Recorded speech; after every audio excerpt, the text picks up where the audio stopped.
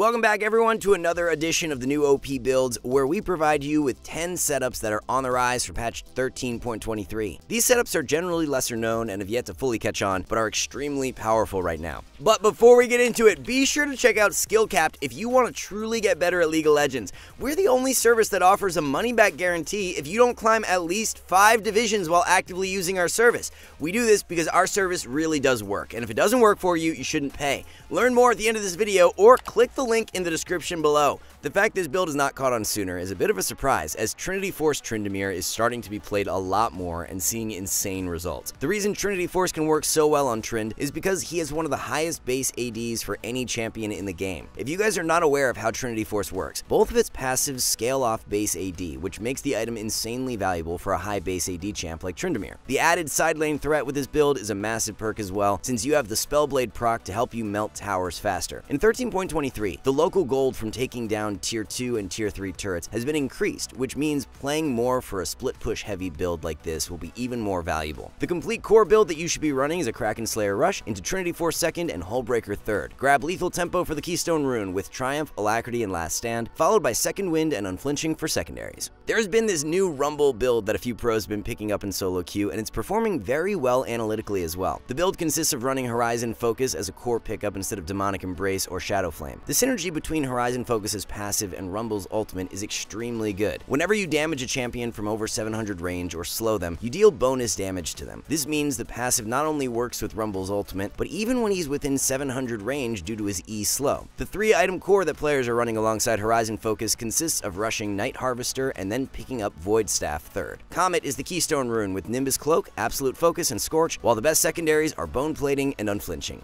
It's generally been Duskblade or Gore Drinker as the staple mythic items on Kayn, but there's a new Armor Pen core that has started to gain popularity in high elo. It's the 3-item core we see heavily prioritized on Naafiri, being an Eclipse Rush into Black Cleaver 2nd and Serylda's Grudge 3rd. The build is a mix of everything, as you're quite durable, have plenty of damage, and a ton of ability haste. It's pretty much an in-between of Lethality and Bruiser, so if you're unsure of what build fits best for a specific game, running this Eclipse build is a great alternative. You can play this build with red or blue Kayn as well, so it's quite versatile. If you guys watched our OP builds video from last patch, you'd already be aware that Aerie has become a really great Keystone Rune for Kayn. The rune allows for Kayn to collect bonus orbs whenever he procs Aerie's damage on the enemy, so he's able to get a faster form completion. Gwen Jungle is a champion that a bunch of pros have been picking back up over the past patch, and it's with a completely different build than what we see for top lane Gwen. Most top lane Gwen players rush Riftmaker. However, with Jungle Gwen, a Nashor's Tooth rush works extremely well. You're actually not even building Riftmaker at all with this setup, as Rocket Belt is going to be your second purchase. The burst power coming out of Nashor's and Rocket Belt is absurdly high. With Riftmaker, Gwen likes playing more for those extended fights, but when running Rocket Belt, you can be much more opportunistic in finding picks, giving your team the numbers advantage. A lot of what solo queue comes down to these days is who can find that catch play first, and this build really helps to enable that for Gwen. The rune page to accompany this build is Conqueror with Triumph, Alacrity, and Last Stand. Roll with Magical Footwear and Cosmic Insight for secondaries. A new build for Yasuo that is garnering a lot of attention right now, especially over in Korea, revolves around running a Bruiser mythic item. Stride Breaker is the pickup, and it's slotting in as a really great second purchase for Yasuo. The whole idea behind the build is that Yasuo becomes much more difficult to take down in teamfights. He may not have the same kind of burst as if he ran Infinity Edge, but the survivability is amplified tremendously. Another key component to this build is that you're picking up Immortal Shield Bow 3rd. Stride Breaker in combination with Shield Bow allows for Yasuo to stay alive much longer in extended fights and not have to worry about getting one shot when diving in. The build is even performing very well analytically, as it's winning more than Infinity Edge. It's about a 3% gap between the two mythic items at the time of making this video, which is quite substantial. The rune page that you'll want to run with this build is Lethal Tempo, followed by Triumph, Alacrity, and Last Stand. Grab Second Wind and Unflinching for secondaries. This next one is not so much about the build, but more so about the entire setup, as there's a new way of playing Orianna that is popping up in high elo. Many high elo Ori players have swapped over to running Comet for their Keystone Rune instead of Aerie or Phase Rush. For the longest time, Phase Rush and Aerie have been the most popular Keystone choices for Orianna, but that is starting to change. The reason to why more players are taking Comet on Ori is because they are opting into a more bursty way of playing the champion. Instead of maxing Q out first like we've been so used to over the years, it's a W max first to accompany the Comet setup. This way, when you throw out your QW combo, the Comet is guaranteed to hit and you get the most amount of upfront burst possible. This setup is going to work best for you into very squishy compositions, and with the 2-item core of Ludens and Shadow Flame. Rushing that magic pen as quick as possible while maxing out the W will allow you to hit extremely hard with one rotation of spells. There's a new build for Miss Fortune that has started becoming more popular as of recent, and it revolves around Essence Reaver. Essence Reaver in the second item slot is seeing a lot more play and actually winning at incredibly high rates. The idea behind Essence Reaver is that Miss Fortune wants to deal as much upfront damage as possible when playing the Ghostblade Rush. Miss Fortune Q is like Ezreal Q, to where it will apply the Spellblade passive from Essence Reaver as soon as MFQ hits its target. This, coupled with the passive damage from Ghostblade, allows you to hit extremely hard right off the bat. Essence Reaver is also providing you with 20 ability haste, which is absolutely perfect for this style of Miss Fortune, where she relies more on her ultimate to reach maximum effectiveness. The Collector has been the cookie cutter second pickup on MF for a while now, but Essence Reaver is being slept on quite heavily. For the complete 3-item core, it's a Ghostblade Rush into Essence Reaver second, and then you grab the Collector third. The rune page is also going to be unique with this build, as it's not the most common first strike that you want to be running. Instead, you want to pick up Press the Attack, as it's going to help amplify that upfront burst strength. There's been a new on-hit Varus build popping up a lot more in recent patches. For a while now, a Kraken into Rageblade core had been quite popular for Varus, but a build that has now overtaken this setup and is seeing far greater results is a Blade of the Ruined King Rush into Rageblade second. So it's Blade in place of Kraken Slayer as the rush item. In 13.21, Riot buffed the on-hit damage from Varus W, so it's this full-out on-hit build that has been picking up traction. Even prior to these Varus builds, Blade had been outperforming Kraken, but nobody really ran the item as a rush. Players have finally taken notice of the strength of a Blade of the Ruined King Rush on Varus, and it's leading to a lot more success. The full 3-item core consists of a Blade Rush into Rageblade second and Wit's End third. Lethal Tempo is the best keystone rune with Triumph, Alacrity, and Coup de Grace, followed by Biscuits and Cosmic Insight for secondaries. There's a new 2-item core that has been gaining a lot more attention on Renata Glask as of recent. For a long time now, Shurelya's into Imperial Mandate has been the default core build on Renata, but a heavy teamfight-oriented core of Radiant Virtue and Redemption has been on the rise. So much of Renata's strength comes from her ultimate in those grouped-up fights, and this build really enables her to get the most out of it. It's just a flurry of immediate impact for your team to win out in skirmishes as you proc the passive from Radiant Virtue and provide your whole team with a heal from Redemption. This build also allows Renata to play a bit more aggressive since you're getting significantly more defensive stats from the items. Radiant Virtue and Redemption offer a combined 600 health, 30 armor, and 30 magic resist. On the flip side, Shurelya's with Imperial Mandate gives you 200 health and 0 resists. The margin of error when running this Radiant Virtue setup is much higher, and you're able to stay alive for longer to provide your team with constant utility. The rune page with this setup is Guardian with Shield Bash, Bone Plating, and Unflinching. Best secondaries are Zombie Ward and Relentless Hunter. Ever since the 13.20 anti-snowball patch, games have been lasting longer, and it's brought forth strength to some really unique builds. Maokai support is actually finding really great success with a Heartsteel Rush right now. Heartsteel is an item you rarely see on support champions because it is more expensive. However, now that games are lasting longer, it's more likely you're going to be able to complete the item, and once you do, the 1-item spike is massive. The build is even better for low elo because games tend to last even longer in the lower ranks. Maokai actually synergizes with Heartsteel better than your average melee support because his kit scales off of health. Maokai's passive heal scales off of his max health, while Maokai's E damage scales off of his bonus health. Heartsteel provides you with 800 bonus health, while Saplings have a 10% bonus health ratio. This means on Heartsteel completion, Saplings will be dealing an extra 80 damage. In most games, you probably won't even get around to completing a 3-item core, but if the game does drag out super long, Sunfire Aegis and Thornmail work great as later purchases. Rune page is Aftershock with Font of Life, Bone Plating, and Unflinching, followed by Biscuits and Cosmic Insight for secondaries. Alright guys, before we wrap this up, let's tell you a little more about Skillcapped.